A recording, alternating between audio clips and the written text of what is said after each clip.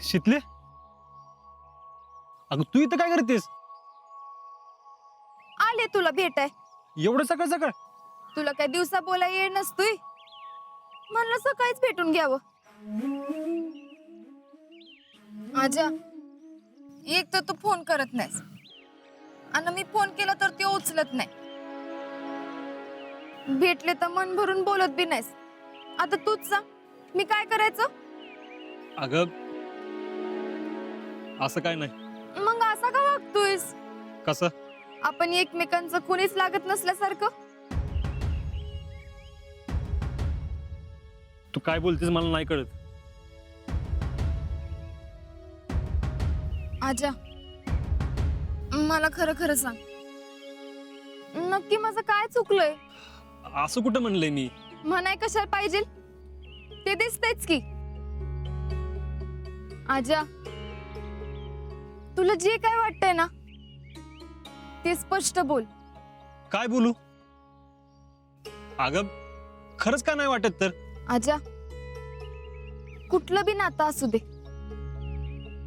पण त्यात मोकळेपणा लागतो. तू माझ्यापासून एखादी गोष्ट लपवू शकतोस, पण स्वतःपासून नाही. मला खरं खरं सांग, आजा मी तुझी कोणच लागत नाही का?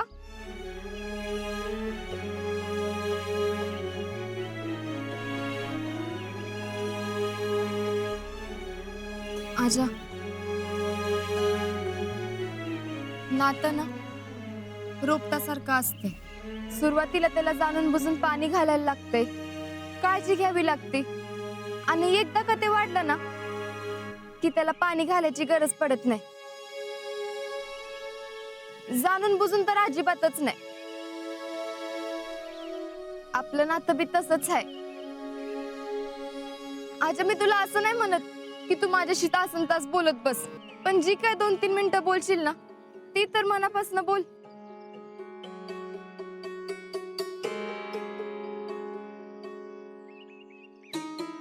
शितले, तुला असं म्हणायचं का मी तुझ्याशी चांगलं बोलत नाही म्हणून? मी असं कधी म्हणलं? ते सोड, मला एक सांग, आपण मित्र आहे ना? हो. मग किमान मैत्रीच्या नात्याने तरी तुझ्या मनात काय चाललंय ते खरं खरं सांग. तुला आता कसं सांगू तेच कळणं झालंय बघ. अगं खरंच काय नाही, काय तरी असेलच की. तसं काही विशेष नाही. जरा कॅरेक्टर सर्टिफिकेटचं टेन्शन आलंय. एवढंच ना? त्यात टेन्शन घेण्यासारखं काय आहे? अगं लय महत्वाचं असतंय ते. एखाद्याशी बोलणं बंद करावं इतकं तर नसल.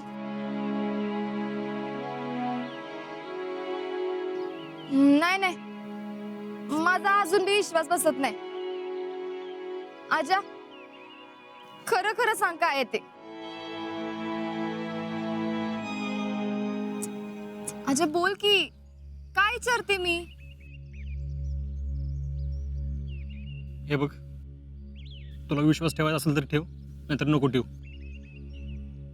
आणि तसं बी आता गावापासून, इथल्या माणसांपासून लांब राहायची सवय करून घेतली पाहिजे मला. 2-3 दिवसानंतर सगळं सोडून जावं लागणारच आहे मला. सगळं सोडून जाणार आहे असं म्हणलं तरी सगळं सुटतं का? तू सगळं सोडून जाशील, पण तुझ्यावर जीव लावणारी सावलीसारखी माणसं, त्यांना बी सोडून जावं लागणार. आता मनात आलं तरी भेटायला बोलायला थोडीच जमणार आहे. म्हणून आपला आजचा दिवस का खराब करायचा? शितले, हे सगळं बोलायला सोपं आहे. अगं मला काय म्हणायचं तुला कळतच नाहीये. आजा, तुला काय वाटतं मला हे सगळं समजत नाही? सगळ्या गोष्टी बोलून दाखवायच्या नसत्यात, त्या आपल्या आपण समजून घ्यायच्या असत्यात.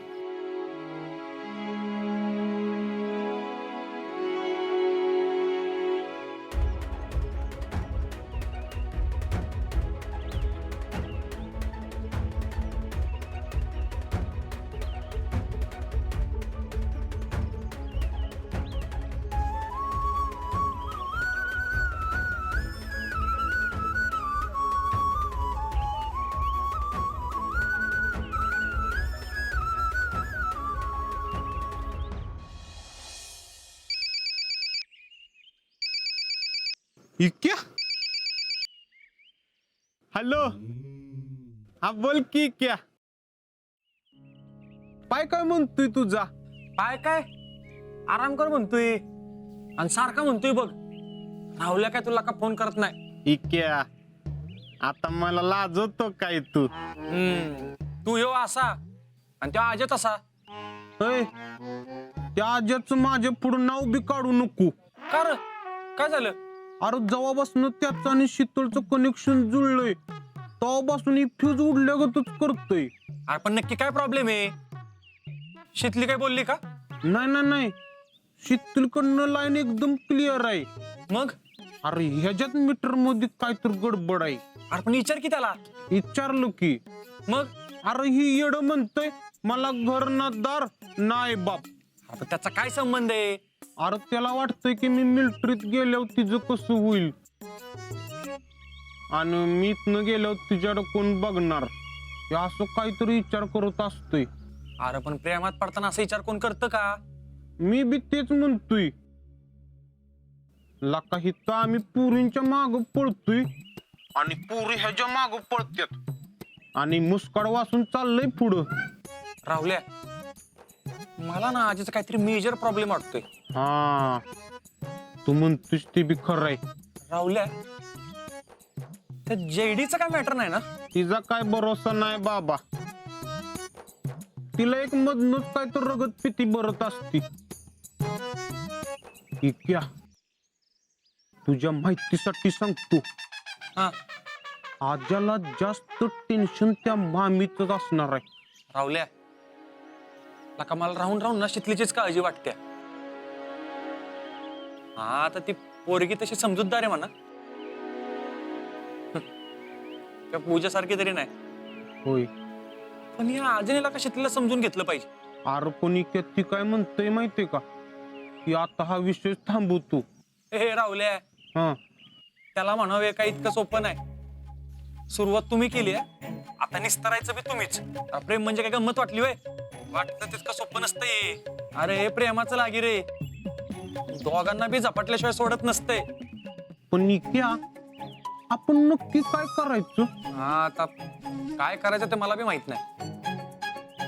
हा पण सध्या तरी आपण नुसती वाट बघायची. दोघांना कसं एकत्र आणायचं जर तुला सुचलं का नाही तर मला सांग काहीतरी करू आपण. इक्या मी आत्तापासून एक आयडिया काढत असतो. तू आधी फोन ठेव म्हणजे मला विचार करायला वेळ मिळेल.